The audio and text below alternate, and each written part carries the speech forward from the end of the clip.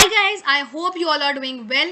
I welcome you all to my channel EduSafe, जहाँ पे हम एजुकेशन और सक्सेस के अमालगमेशन के बारे में बात करते हैं. ठीक है, आज की हमारी वीडियो है केस लॉ के ऊपर बेस्ड. वो केस लॉ है imperial tobacco corporation company versus registrar of trademarks. Right, इससे पहले मैंने इसी केस लॉ के सिमिलर केस लॉज पे वीडियोस बनाई है, जीप और हिंदुस्तान डेवलपमेंट कॉर्पोरेशन और जीप फ्लैशलाइट्स के ऊपर, और एक और बना रही हूँ. आप वो सारी वीडियोस देखिएगा और के part 1 and part 2 of everything that you need to know about IPR वो भी जरूर देखिएगा इस केस लॉ को बैकअप करने के लिए विद सम थ्योरी. राइट, और section 9 of IPR that is related to section 9 of trademarks act that is related to the absolute grounds for the refusal of the registration, वो भी जरूर आप समझिएगा क्योंकि ये पूरा केस लॉ उसी के ऊपर बेस्ड है. उसकी भी मैंने वीडियो बना रखा है, वो भी देखिएगा.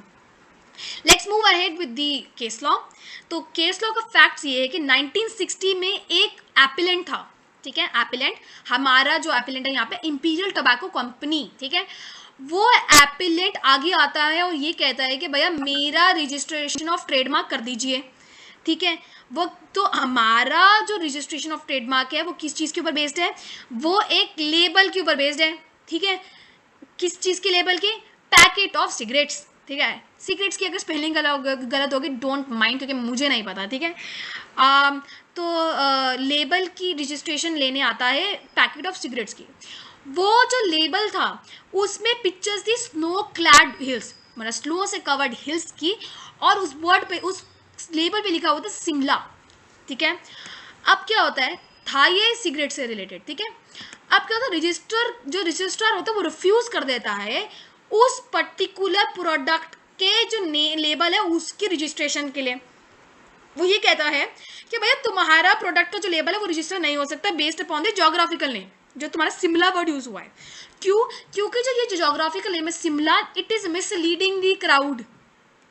ठीक है, अगर आप लोगों को पता होगा कि ट्रिप्स के जो हमारे 7 टाइप्स ऑफ आईपी थे, उसमें से एक हमारा आईपी था ज्योग्राफिकल इंडिकेशंस, कि मतलब any product can geographically indicate the origination of the product. मतलब जैसे कि हम बोल दे कश्मीरी एप्पल्स. राइट, तो कश्मीरी एप्पल्स ये पढ़ के आपको साफ पता चलेगा कि जो मैं एप्पल्स खा रहा हूँ, जो मैं एप्पल्स खरीद रहा हूँ, जो मेरे आगे पेटी पड़ी है एप्पल्स की, that is from Kashmir. Right, तो हमारा there is a geographical indication and it is a part of IP as recognised by TRIPS. ठीक है, trade related aspects of protection of intellectual property rights. Right, तो क्या है हमारा कि ट्रिप्स ने रिकॉग्नाइज तो करा. अब क्या हुआ, जो हमारा ये ज्योग्राफिकल नेम है it is misleading the crowd. ठीक है, राइट, क्योंकि शिमला और सिगरेट का कोई कनेक्शन नहीं है. ठीक है, फिर क्या कहता है कि रजिस्ट्रार कि until unless you do not have a strong evidence for getting this registration done. ठीक है, किस चीज की रजिस्ट्रेशन, किस ग्राउंड पे होगी रजिस्ट्रेशन? आप कि डिस्टिंक्टिवनेस, मतलब कि भैया तुम्हारा product is capable of distinguishing itself from any other product, तब तक भैया हम तुम्हारा ये शिमला नाम से रजिस्टर नहीं कर सकते. रजिस्टर ये कहता है. तो क्या होता है, ये केस था 1960 का, ये लिखा होगा 1960, देख लिया. अब 1963 में 3 साल बाद वो प्रोडक्ट दोबारा आता है, शिमला प्रोडक्ट वापस आता है. ठीक है, अब वो आके ये कहता है कि भैया अ फ्रेश एप्लीकेशन फाइल कर दो मेरी. क्यों? क्योंकि भैया जो शिमला प्रोडक्ट है, शिमला नाम है, शिमला लेवल है, इट हैज एक्वायर्ड डिस्टिंक्टिवनेस. तो अगर आपको पता होगा कि आईपी जो है, आईपीआर है, 2 तरीके से चल सकते हैं, या तो आप रजिस्टर करा लो या तो आप नॉन रजिस्ट्रेशन के थ्रू करा लो. ठीक है, रजिस्टर कराते हो तो then you are assured with the legal protection. अगर आप नॉन रजिस्ट्रेशन है तो आपकी you won't be assured with the legal protection. Right, तो उसने क्या किया 1960 में, जब उसको अक्वायर नहीं हुआ रजिस्ट्रेशन, तो उसने डिस्टिंक्टिवनेस क्रिएट करने के लिए उस प्रोडक्ट को 3 साल विदाउट एनी लीगल प्रोटेक्शन चला लिया. ठीक है, कोई इलीगल नहीं है, ये कर सकते हो आप ऐसा. ठीक है, बस आपको प्रोटेक्शन नहीं मिलेगा. तो फिर क्या होता है 1963 में, they come after 3 years and they said कि मेरा भैया फ्रेश एप्लीकेशन फाइल कर दो, क्योंकि शिमला प्रोडक्ट ने, जो शिमला लेवल है, उसने एक्वायर कर लिया डिस्टिंक्टिवनेस. अब हमारा मेन इशू क्या राइज होता है कि भैया जो शिमला लेबल था उसकी इनहेरेंटली जो डिस्टिंक्टिवनेस क्रिएट हुई वो नहीं थी पॉसिबल, ठीक है, क्योंकि इनहेरेंटली नहीं हुई है, क्योंकि ये लेटर ऑन अक्वायर हुई है डिस्टिंक्टिवनेस। मतलब कि distinctiveness can be of two types. First is inherently acquired distinctiveness और दूसरा है अक्वायर्ड डिस्टिंक्टिवनेस। इनहेरेंटली मतलब इनहेरेंट मतलब होता है by birth, by the starting from the very beginning, ठीक है। अगर कोई, अब जैसे कश्मीरी एप्पल, अगर मैं कोई एप्पल को प्लक करती हूँ कश्मीर से तो वो इनहेरेंटली कश्मीरी एप्पल ही तो बन गया, राइट। अगर मैं किसी हिमाचल से लाए हुए एप्पल को कश्मीरी एप्पल दे दूं और उसको 3 साल चला के ये बोलूं कि भैया ये आप मैं कश्मीरी एप्पल के नाम से चलाऊंगी, तो इस प्रोडक्ट ने, हिमाचली एप्पल ने 3 साल चलाने के बाद विद टाइम अपने डिस्टिंक्टिवनेस अक्वायर कर ली, राइट। तो ये दो मेन टाइप की डिस्टिंक्टिवनेस होती है, acquired distinctiveness and inherit distinctiveness.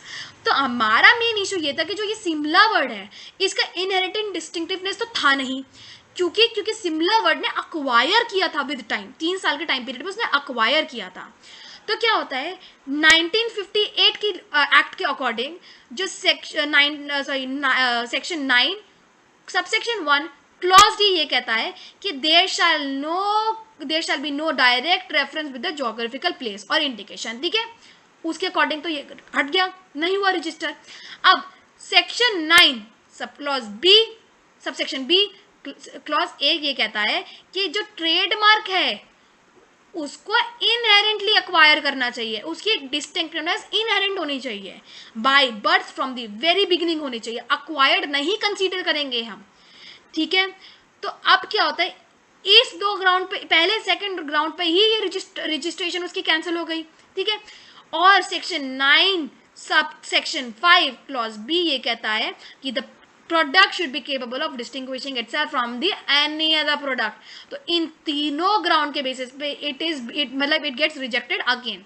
अब अगर हम 1999 के एक्ट के साथ कंपैरिजन करें 1958 के एक्ट को, तो 1999 का एक्ट ये कहता है कि भैया तुम अगर ट्रेडमार्क के इन सारी सिचुएशंस को सेटिस्फाई कर दोगे then it shall be given. क्या सिचुएशन कि भैया तुम्हारा डिस्टिंक्टनेस अगर अक्वायर हो रहा है तो इट शैल बी एप्लीकेबल, ठीक है। दूसरा section 9 subsection 9 subsection clause B ये कहता है कि not attracted with the word geographically indication, मतलब it doesn't have any relevance with this word, अगर उसने acquire कर लिया अपना distinctiveness, ठीक है। तो क्या है हमारा 1958 के एक्ट का 1958 का एक्ट ये कहता है कि वो नहीं हो सकता, 1999 का एक्ट कहता है कि इट कैन बी डन, क्योंकि 1999 के एक्ट के according distinctiveness can be acquired and it shouldn't be necessarily inherent, ठीक है। अब क्या है 1958 के और 1959 के 1999 के एक्ट को अगर हम कंपैरिजन करें तो 1958 का एक्ट इज वेरी स्ट्रिक्ट, ठीक है, और 1999 का एक्ट इज वेरी लिबरल और कंपैरेटिवली लिबरल देन 1958 का act. Thank you guys, if you like this video please इसके पहले के पार्ट्स और इसके बाद के पार्ट्स को भी देखिएगा और इसके रिलेटेड केस लॉस को भी समझिएगा ताकि आप अपने आंसर्स को बैकअप कर पाएँ 2 से 3 केस लॉस के साथ। Thank you guys, best of luck for your examination.